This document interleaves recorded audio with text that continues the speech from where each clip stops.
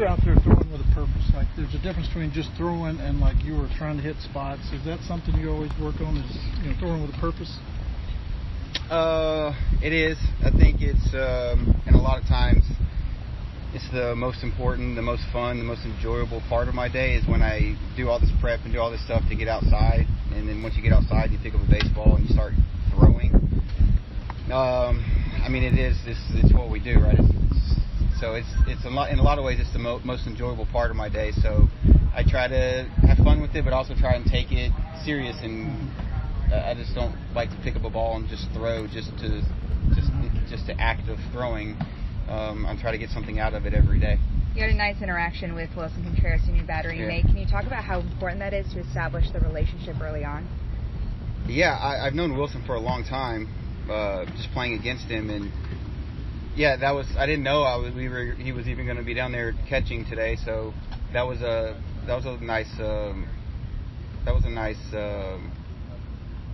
cool. That was exciting. That was fun. Had to keep everybody on their toes the first couple and just throw them all over the place just to see how everybody reacts. No, it was great. I'm throwing a bullpen on Thursday, and that's going to be like a bullpen, and so I just kind of wanted to go through the process before everything gets started tomorrow and the next day. I just kind of wanted to go through the process of prep, get yourself ready to get on the mound. So I didn't want to do anything crazy on the mound today. I just wanted to touch it, get on the mound. Like I said, throw some fastballs and just kind of. I didn't want to do anything crazy, but also wanted to throw the ball down the middle and so I think I threw like maybe 12 or 15, and that was kind of the plan. And I got through the middle of it, and I was like, I can really keep going right now. But I was like, you know what? You had a plan. Stay with your plan. And no, that was. We talked a little bit at the end of it, which was great. Him understanding me in that short interaction that we had there, and me understanding him in that short interaction. It was just all about strikes, being aggressive through the middle of the plate, throw the ball through the middle of the plate, be aggressive. Yeah, so that was neat. Is that always how you do a bullpen, like shouting out, or was that just specific today, like shouting out like counts and what you want to do? If you're like 0-0 to righties, 0-0 to That's lefties. pretty normal. Yeah. With the exception of like a pregame bullpen, like a pregame going into a start bullpen, it'll be a little different. But so you're saying like the purpose of the bullpen today was to get on the mound, go through your process and everything, and then I was only throwing fastballs today. So then the purpose of the bullpen today was to treat everything like an 0-0 count, throw the ball down the middle of the plate, and get ahead and strike one. So there will be different bullpens where, it will maybe be some 2-strike counts or some other counts, but I do like to do things count-based. Okay. And I think 0-0 is a very important count, and it was just a really good count to start in today. Do you also like to be vocal like that? Oh, yes, always. Okay, that's what that was very low-key. Wait, so what pitch was it that was, I won't curse because they're microphones. Which pitch was it that you were very proud of there? The adjective you chose. I believe you called it nasty. I don't remember. Dadgum nasty. I don't remember. Okay. So you mentioned Wilson Contreras. What did you know or think of him before you guys became teammates? So we haven't spent a ton of time together yet as teammates. I've played against him a decent amount, and I've talked to people about him. And one thing that has stuck out is I think we're very similar in the way of competitiveness. I think he is a highly, highly competitive guy, and I like that. I'm very similar when I get on the baseball field as a pitcher and as a player. So competitiveness, I think he's definitely very, very competitive. I think he can. Watching him, I think he can show his emotions, and that's okay. It's okay to show emotion, but I think just getting to know him on and off the field, getting to know him from 60 feet away, I think we're very similar when we get between the white lines and the way that we think and the way that we go about our business. So it's just it's just all little intangibles that we'll pick up just from being together and working together. And I look forward to doing that. Some of these guys. Go ahead. Go ahead. Go ahead, Katie. That's okay. We're still figuring out spring training. Okay. It's a little unusual sometimes. Different pitchers have different things they like to do during bullpens. You're obviously so vocal. What does that do for you? Why do you put an emphasis on that? I just think just like seeing something, picturing something, vocalizing something. I think it's easier. You tell yourself, "Hey, throw the ball right down the middle." It's the last thought and everything. I just think it's just how I am. I guess I don't know. I mean, it's just how I am, what I do. I don't know why I do it. It's just self-talk. I read a lot of books about a bunch of different things. Some people would say self-talk is very important. You can take that a step further. Self-talk, it's like telling yourself to do something and then going and doing it. I think it's easier than keep all these things bottled up and whatever, and then you keep it bottled up. It's just, for me, it's just better to get things out. Heard guys talk about you being the leader of the staff, and probably opening day pitcher. And what does that mean to you, like being a leader of a staff? Having your influence over other pitchers on the staff, and they're going to come to you with questions and things like that. But being the leader of the staff, I accept all responsibility or all things with open arms. But I also think that we've got four other guys, including myself, that have a ton of experience. I think the only way to have a really good staff is everyone leads at different points of the season, at different points of the day, at different points. Everyone leads in their own right.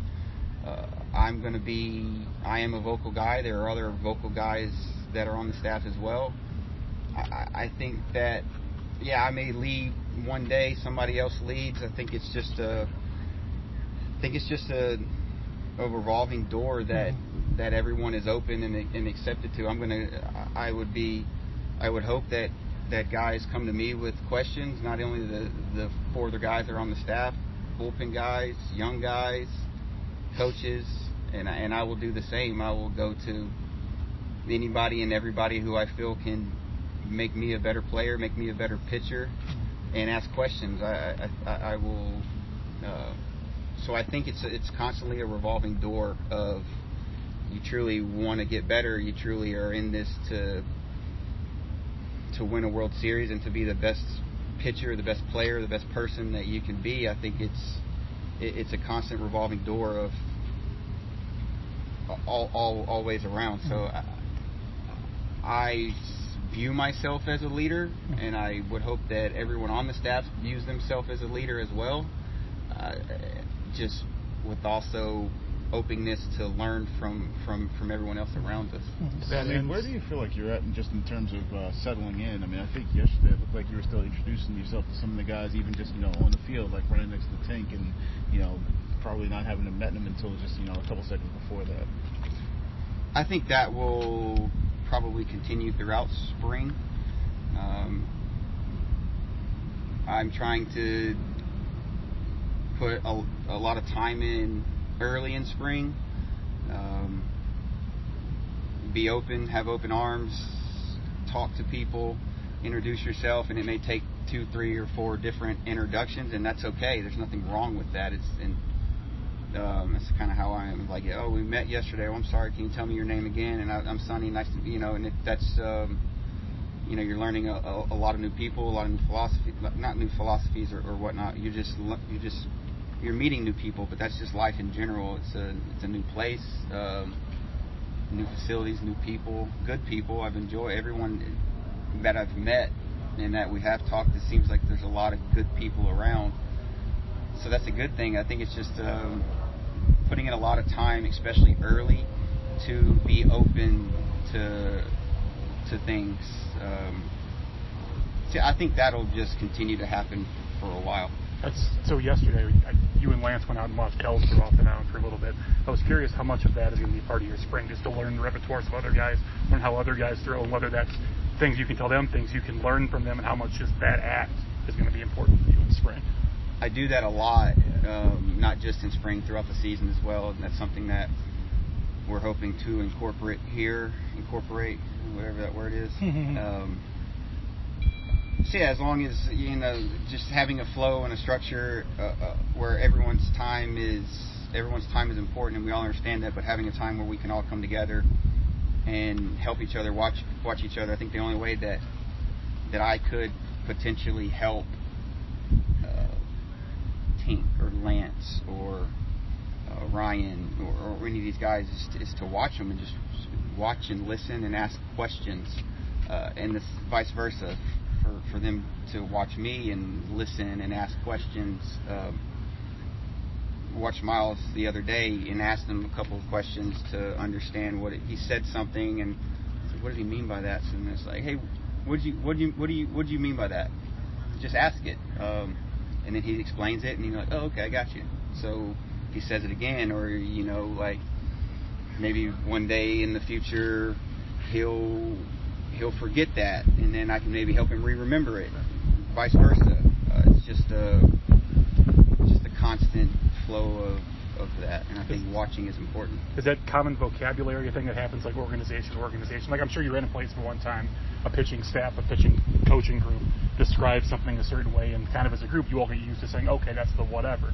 Is that part of like landing here and just kind of getting used to literally the vocabulary of the way things get described around here, things get talked about? It's different everywhere, but it's also the same. Okay. It's different as in one guy may say,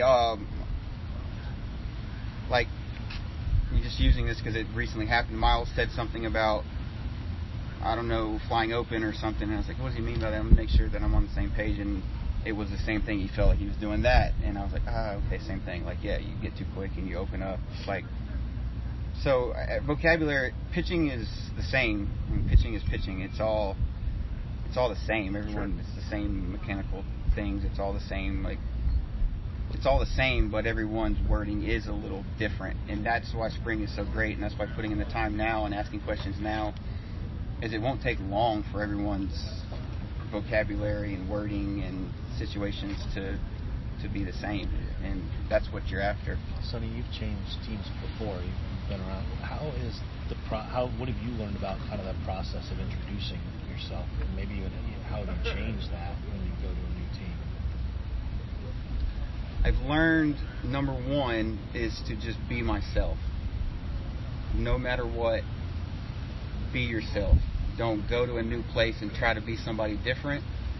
Don't go to a new place and try to be somebody extra. Don't try to be someone you're not. Because when you start trying to do that, you lose yourself. You forget yourself. So number one for me is like just open-armed and everything. Just be yourself. Like, just be authentic and be yourself. And there'll be people that you click with. There'll be people that you won't, and that's okay. So just be yourself, and that's all I'm really trying to do is just genuinely be myself and let everything play out the way it plays.